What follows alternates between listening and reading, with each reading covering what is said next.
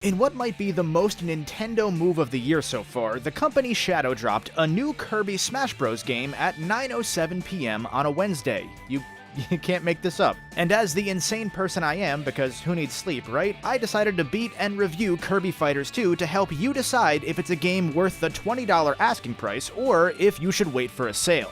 So, what is Kirby Fighters 2 like? How much content does it have? And is it worth buying? The short answer is maybe, but maybe not at full price. Please don't leave yet, though. This is all I have. Kirby Fighters 2 is a 4-player fighting game in the vein of Super Smash Bros, and it's a sequel to the 3DS spin-off game Kirby Fighters Deluxe, which itself is an expanded version of the original Kirby Fighters sub-game in Kirby Triple Deluxe. Again, you can't make this sequence of events up. Kirby is wild. The game was accidentally leaked on one of Nintendo's websites a few days ago, and it seems like they may have just said, screw it, release it now. Fighters 2 features over 20 different characters, mostly Kirby's variety of copy abilities, but with some fan-favorite characters too, like Bandana Waddle Dee, Magolor, and Meta Knight and King Dedede. However, like most of the Smash games, only a small handful of these characters are unlocked right from the start. You'll have to unlock the rest by earning points and leveling up your fighter's rank. There are 100 main tiers to this experience system, with each level unlocking stages, fighters, cosmetic hats to tweak some of those fighters, and power-ups in the game's story mode. We'll touch on the story mode in more detail in a second, but don't let those 100 ranks sound daunting, because by putting just 2 hours into the story mode, you'll end up around level 40 and unlock just about every character. Although Fighters 2 features a 4-player free-for-all mode and the option for 1v1 fights, the gameplay is mostly balanced, if you really want to call it balanced, around 2v2 team play, to the point that playing with strangers online is limited exclusively to team battles. And this is probably for the best, given how simple the gameplay loop is. Every fighter has a handful of different attacks that are mostly limited to the B button. There is a variety here, as you'd expect from Kirby's copy abilities, but this is always a series much more about breadth than depth. It's through teamwork with your buddy that you can start to unlock some of this game's limited potential, whether that's using items, vomiting food into one another's mouths like baby birds to regain health, juggling foes between your attacks, or, if you're the new Wrestler Kirby, just juggling and suplexing enemies by yourself because Wrestler Kirby is best Kirby.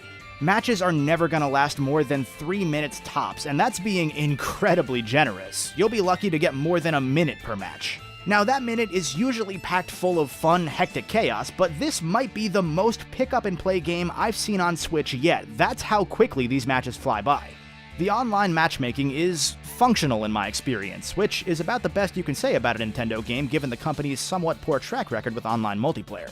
I've seen other early buyers complaining of completely unplayable lag, but I only encountered one such match that was horrendous, and that was at 4 AM with players that I assume were across at least one ocean. Every other match I played was totally fine, with one small hiccup at the very start of another session. Keep in mind, though, that I'm using the Switch's Ethernet adapter, because there's a special place in hell for people that matchmake over Wi-Fi. Especially on a system with as shoddy an online record as the Switch. Seriously, the adapter's like $15, you'll thank me later. Sadly, you can't play the story mode over online co-op for some reason, meaning that you'll only get the best experience with Kirby Fighters 2 by playing local co-op, and that's easier said than done right now, unless you've got somebody in the house with you that you can drag along. Our story mode here is split up into a handful of chapters, as Meta Knight and King Dedede team up and send a letter to Kirby challenging him to a team battle. Kirby doesn't know what the letter says because he can't read.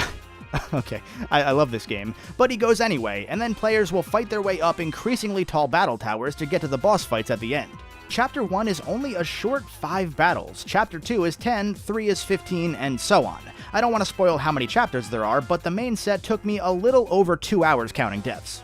Throughout this story, you'll fight side by side with either your friend or a computer-controlled stand-in for your lack of friends, taking on a semi-randomized set of stipulations, from 2v1s to battles where everybody runs at double speed, battles where every item is an explosive, and so on. After winning each match, you'll get to pick from one of 3 randomized perks that will stack throughout the rest of that chapter. These can be attack or health buffs, more health recovery between matches, power boosts for or defense buffs against certain items, and more that you'll unlock as you level up. This is where the story mode gets a bit shaky for me, because you're potentially at the mercy of RNG on any run. For example, I didn't have great options in Chapter 3, which led to me failing both boss fights a few times just because the 2-minute match timer ran out before I could deal enough damage. But then right after that, I blasted through the much more difficult later chapters with ease, winning almost every battle in 15 to 30 seconds thanks to strong attack perks and one that boosted my computer buddy's strength and intelligence. With the wrong fighter choice, a particularly dumb fight from your computer ally, or the random nature of the perks, Fighters 2 can be an unintentionally more frustrating experience than the Kirby series usually aims for. It's not a huge deal, but since this is where the meat of the journey's gonna be, I'd like a bit more stability, especially when you're first going through the story before you've leveled up and unlocked some of those stronger perks. There's also, as most Kirby fans would expect by now, a time trial mode called Single-Handed Mode, unlocked after beating some of the campaign. Unlike the name implies, you're not playing this with one hand. Please leave both of your hands on the controller, this is a family game. Single-handed in this case means that you're fighting alone, and you fight through a string of battles as quickly as possible to try and get the platinum medal for each and every character. Big Kirby fans will love the replayability of Fighters 2, since like so many games before it, it gives you individual scores and rewards for playing as each different character. If you want a good, unwind kind of game, one that you can really turn your brain off for and just enjoy, Fighters 2 will have dozens of hours of content for you. But if playing the same modes over and over again with different but still incredibly simple characters isn't your cup of tea, you might only have 4 hours of playtime out of the offline offerings. Which, to be fair, is almost as long as the full-priced Kirby game on Switch, so that's not too bad for a budget title. The last thing I want to touch on is the game's presentation, mainly to gush about the menu design of all things. These menus are just so stylized, almost an updated take on Smash Ultimate style with so much more color and vibrancy thrown in. I can't believe I'm praising menus in a children's game, but I guess strange things happen when I don't sleep. Also, this game might feature the first official acknowledgement of the Wii U since the Switch came out, because the last 10 Kirby releases are cataloged in this cute museum page, including the Wii U's Kirby and the Rainbow Curse. Now, the reason I mention this quick aside is because this screen also allows you to visit the eShop for the 2 other Kirby Switch games, and that is why this game warns you that it has in-app purchases. I just wanted to make it clear so that there's no confusion, Fighters 2 has no DLC at the time of this video's publishing. The whole package is included in this $20 release. The rest of the game is visually about what you'd expect. Since Fighters 2 uses assets and seems to run off of the same engine as 2018's Kirby Star Allies, the game looks pretty good and it runs fine. In fact, if you have a save file from Star Allies present on your Switch, you'll unlock 3 exclusive hats based on that game's Mage Sisters. There's not really too much to add on the visual front, other than that I absolutely adore the style used for this game's 21 stages. Don't get me wrong, I'm not a huge Kirby guy or anything. I've only played through Star Allies back when that game came out, as well as the first 6 games for an old review marathon from 3 years ago. Oh my god, that was 3 years ago.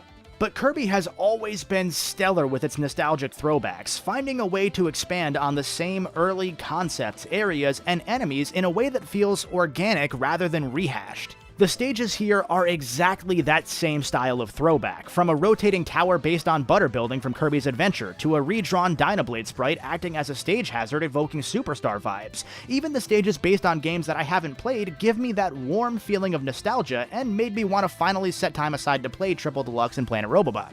The stages themselves match the simplicity of the gameplay, with only maybe a few platforms, but they're varied enough to keep the game interesting for more than a few matches at least.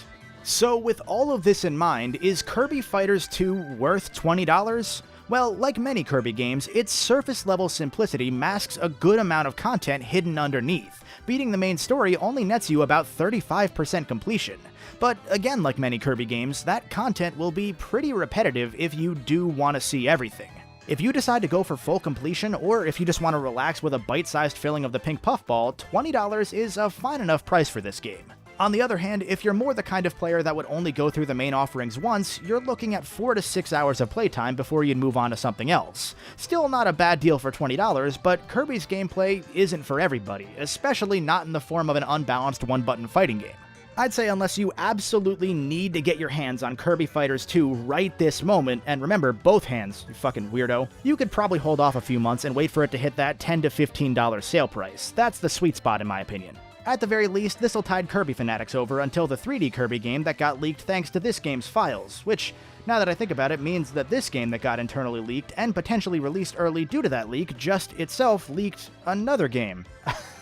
You can't make this up. Thank you very much for watching, especially if you've made it the whole way through. Your attention span is unrivaled. Let me know if I helped you make a decision on Kirby Fighters 2 in the comments. If you're new here and you want to watch another video, you can go back and watch my 3-year-old Kirby videos. I don't recommend that, so instead, I recommend my recent video tackling the fascinating development and failure of Metroid Other M, the game that I would argue killed Metroid. Watch and you'll see why. Thanks again, and as always, until next time, stay golden. Also, I forgot to record this part, but you should give me money.